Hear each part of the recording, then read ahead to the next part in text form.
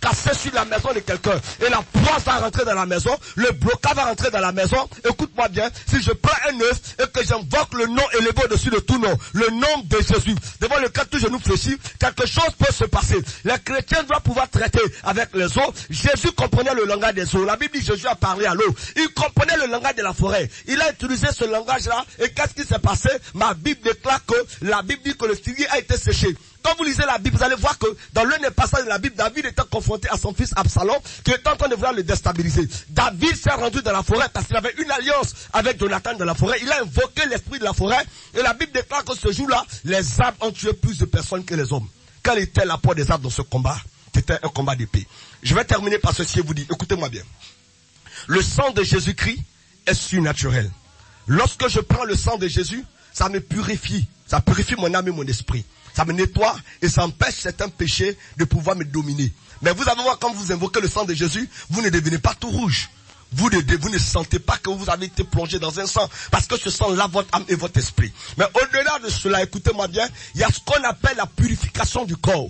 Vous allez voir qu'il y a certaines personnes qui sont des chrétiens, qui prient, qui jeûnent, qui vont à l'église, mais qui ont la vie bloquée. Vous savez pourquoi? Parce que lorsqu'ils demandent le sang de Jésus, effectivement le sang de Jésus lave leur corps, et leur âme et leur esprit. Mais la vérité c'est que, écoute-moi bien, ton corps est comme une enveloppe. C'est comme par exemple ton âme et ton esprit, je prends juste un exemple, ton âme et ton esprit sont ton CV, ton curriculum vitae. C'est ton CV.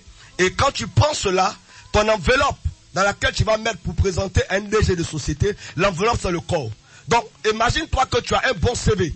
Tu as des expériences et tu as des compétences. Mais tu prends ce CV qui est propre et tu mets dans une enveloppe sale, une enveloppe bizarre. Écoute-moi bien, aucun directeur ne va vouloir accepter cela sans même regarder le contenu. C'est de la même manière, beaucoup de personnes sont bloquées. Pas parce qu'ils vivent dans le péché, mais parce que la chair est limitée. Et Dieu a donné la solution au travers des arbres. Vous allez voir que tous les huiles, quand on parle du cinnamon, quand on parle de la myrrhe, quand on parle de la casse, du roseau aromatique et autres, ce sont des arbres. Ce sont des arbres. Le règne végétal. Vous allez comprendre que la Bible même parle du sel qui est un élément de purification. L'eau qui est un élément de purification.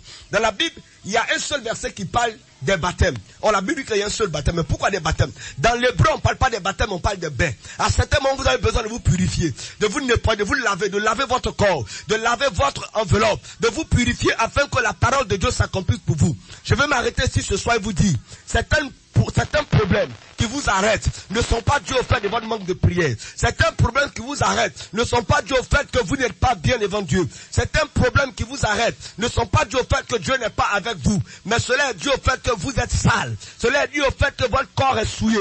Cela est dû au fait qu'il y a des barrières dans votre être naturel. Vous devez vous laver, vous devez vous purifier. Il dit en Ézéchiel que quand tu es né, on ne t'a pas lavé avec du ciel. On ne t'a pas frotté avec du sel. David va dire quand David a commis le péché et il a tué Uri pour prendre sa femme. Et qu'est-ce qui s'est passé? Dieu va se fâcher contre David. Alors Dieu va apporter la mort dans sa maison. David a dit à Dieu, Seigneur, je suis mort, je suis fini. Dieu dit, non monsieur, tu n'es pas mort. C'est vrai que tu es en train de prier, mais je donne le secret de l'hysope. Voilà pourquoi David va dire à Dieu, purifie-moi avec l'hysope et je serai pur. Parce que l'hysope, c'est aussi une plante de purification. Je vais m'arrêter ici ce soir et vous dire, il faut que vous soyez nettoyés. Que Dieu vous bénisse. Amen.